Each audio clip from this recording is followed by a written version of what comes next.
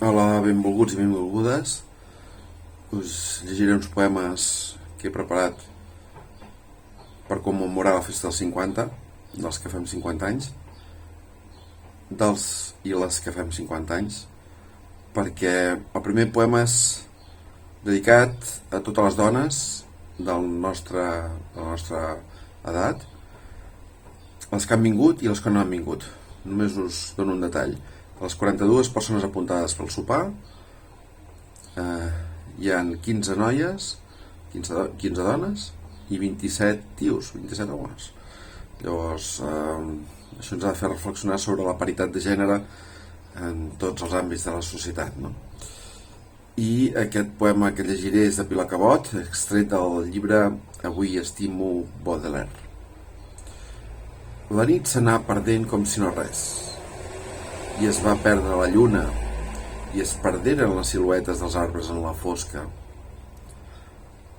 Cap misteriosa vaga no covava besardes infinites, ni cap llei de terror no endogalava el cor ni el pensament. Va néixer un dia innocu, tant se val, un dia vell, com tants, festonejat de blau i amb un tramat d'or fi sota l'aixella. Em vaig tancar a la clòfia i, esperant que s'escorrés la llum, em vaig quedar dormida com un talp. La nit s'havia fos com si no res, i es va candir la lluna i es perderen les siluetes dels arbres en la fosca.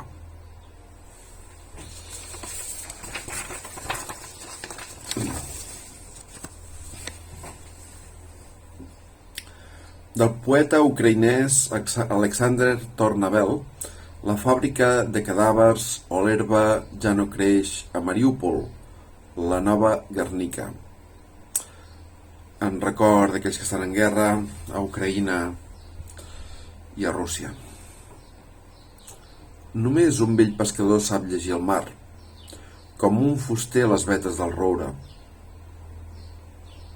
Solament un vell vinyater sap llegir les fulles dels ceps, com un llibret de sonets. Sols un vell ferrer pot sentir l'olor del ferro roent sortint de la fornal, mentre mall i martell li dobleguen els genolls. Tot just un vell llaurador és capaç de flairar la terra i els cucs i la vida amagada sota l'arada. Únicament un vell infant sap com jugar amb les joguines que el seu cap inventa incansablement. Tan sols un vell amor sap copsar la sedositat de la pell que resisteix a encongir-se. Vull creure que la vida té prou valor per defensar-la amb les ungles fins a la mort. Massa gran per viure tants errors i camins que mai porten a l'arbre padrinat. Massa casa quan l'amor se'n va i les parets tan amples criden entre vols de rat penat. Massa terra, pedra i rocs per un hort sense llavors. Qui sap si l'herba entre rengleres són les mans dels morts d'avui? Massa aigua al pou de les escletxes. Folgueroles i granotes s'arrapen al mur arrodonit. Gemecs de cementiri entre reixes. L'ahir cerca l'avui per complir l'última promesa. Laments que el vent entreferralla, que esbotza les portes reblonades pels crits dels dies. Vull creure que la vida té prou valor per defensar-la, amb les ungles fins a la mort. Dedicat als boscos, perquè prenguem consciència de que l'estiu és llarg i hem de vigilar que no es cremin els nostres boscos. Un poema de Rosa Bosch i Bec, Estimat Bosc, del llibre Una rosa al cor. Estimat Bosc, sembla que era ahir que et venia a visitar per poder-te explicar el que em feia patir, i ara apenes tinc res per dir. Tanta pau m'has donat en aquests anys de soledat que totes les llàgrimes que he vessat s'han convertit en ànimes que ara em fan costat. Per això et vull agrair tot el que m'has fet sentir. La música del teu silenci i la màgia del teu so m'han ajudat a calmar el soroll de la meva por. Només desitjo que un dia tothom senti la melodia de la teva cançó. I si algun pelegrí em vol acompanyar, per aquest indret li mostraré el tresor que guardes en secret. Aquest següent poema és dedicat als que fem 50 anys, que com sabeu és la lletra L en llatí. L, de Josep Maria Mas i Bigues, del seu llibre Cant d'amor. Sonet L. Soc aprenent. Soc aprenent, I'm a learner. Soc aprenent d'aviador, d'artista, de la vida i de l'amor, mariner, d'oceans domesticats, viatger, de ciutats civilitzades, cronista, del sentir de tanta gent implicada, en la construcció d'un món més just, més lliure, més pacífic, on el gust d'estimar i compartir cada vegada sigui més un fruit madur, la resposta a una necessitat inajornable de bondat, de comprensió, l'aposta de futur radiant. Assajaré de començar de nou amb traç afable i els somnis més preuats assoliré. Aquest quart poema és dedicat a la llengua catalana. Un poema que em va agradar molt, de Pere Fornells, del llibre Tensant el vers, diversos autors, que es diu Parlar, estimar i més parlar. Parlar, estimar i més parlar. La meva llengua l'han fet vella i la volen anul·lar. La creuen esquifida, seca, una parla molt vulgar, i m'obliguen sense treva a sotmetre'm a la seva. Vull pebrots, albergínies, cebes, i ells ja no les entenen, ni les volen escoltar. Un tallat o un cafè amb llet, que potser és molt demanar? Ells em diuen esmirriat, torracollons i poca pena. Ells em volen fer callar, amagar-me, ajupir el cap i sotmetre'm a la seva. Els meus ulls trenquen l'esguard per l'estimada meva llengua i només volen plorar llàgrimes que no m'ofeguen i m'ensenyen el demà un somriure per senyera, parlar, estimar i més parlar.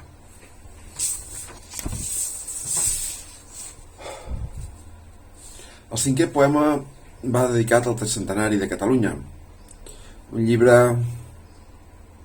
que es deia Somnis tricentenaris, de diversos autors, en què les autores d'aquest poema, Anna Rispau i Montse Asens, doncs s'hi van ben lluir, no? El poema es diu Llibertat. Llibertat.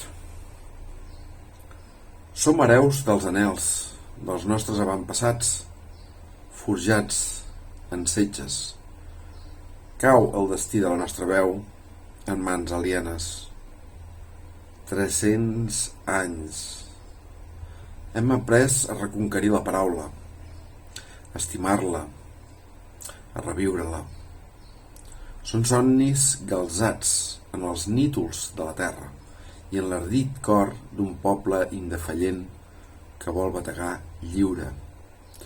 Vencerem, perquè no hi ha treva que justifiqui la rendició al jou de l'esclavatge. La llibertat avui l'escriu la veu del poble. Bé, ara faig un incís aquí per dir-vos que us llegiré, crec que són 4 poemes meus. El primer dedicat a mi mateix, perquè jo crec que sóc així i us el faré arribar d'aquesta manera. Es diu així: tímid i reservat. tímid i reservat. Vull, però no puc. Puc, però no vull. Goso dir, goso fer. No faig ni dic. Què és ser tímid? Gosar i no acabar? O no gosar ni començar? Al primer contacte trencava el gel. En el segon acte no em treia el vel. La mirada se'm queia. La veu em tremolava. El desig es desfeia. La paret s'aixecava. Quan hi ha confiança, sé amb qui parlo. Quan hi ha frisança, m'amago al cau. No llançaré la tovallola. Em burlaré dels demés. No diré ni hola, ni per vençut em donaré. M'alçaré contra els prejudicis. Trencaré el silenci gelós. No deixaré que m'odiïs, em burlaré dels temors. I tot així seré tímid. Tindré paciència i seré tranquil. No hi haurà espai pels cínics i seré amic dels amics. Però no em demanis ser sociable. L'atreviment és pels desimbols. Jo, com a molt, seré agradable i amagaré les meves emocions.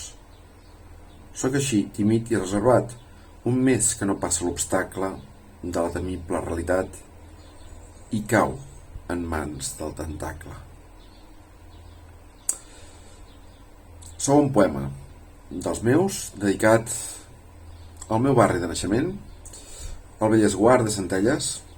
Si no el coneixeu, doncs ja el coneixereu. El Bellesguard. Jo visc al Bellesguard, el més preciós baluard del poble de Centelles, on avets, pins i pinyes rauen en torres boniques, on hi ha parcs i jardins i grans copes de pins, i nens en bicicleta, quan desen la llibreta. El Bellesguard tota hora té present l'ombra d'un puigordi prominent, mentre veïns es fan veure, dels altres res se'ns fa seure. La tradició és dur saber i no saber més del que convé. Més el que envolta aquest barri és dolçor i manca de xivarri. Jo visc al Bellesguard, el més preciós baluard del poble de Centelles. Estiu, tardor, hivern, primavera, tot l'any rebossa de color aquest indret tan senyor. Centelles, mon amour, el Bellesguard n'és el glamour. Anem avançant. Tercer poema dedicat, en general, al poble de Centelles. Si va ser escrit fa forces anys, quan Centelles tenia 7.000 habitants, doncs ho dic en el poema i perquè no us ressoni malament, perquè avui potser són més de 8.000 habitants, doncs seré fidel al moment que ho vaig escriure. 1% de Catalunya. 1% de Catalunya. Passejant pel poble em veig representat en cada cara i matís. En cada català hi ha encís. Ho dic jo, que em sento molt orgullós i precís. Visc en un poble amb fesomia de poble català, on cada veí s'assembla de debò a un 1% de Catalunya. Cares amables, somrients o austeres són cares catalanes. Són cares catalanes les pàl·lides i les fosques, les que tenen el cabell curt i les que tenen el cabell llarg. I les que tenen les idees clares, totes són cares catalanes. Sense cap més incís, proclamo el meu poble 1% de Catalunya amb 7.000 vilatans d'entre 7 milions de ciutadans.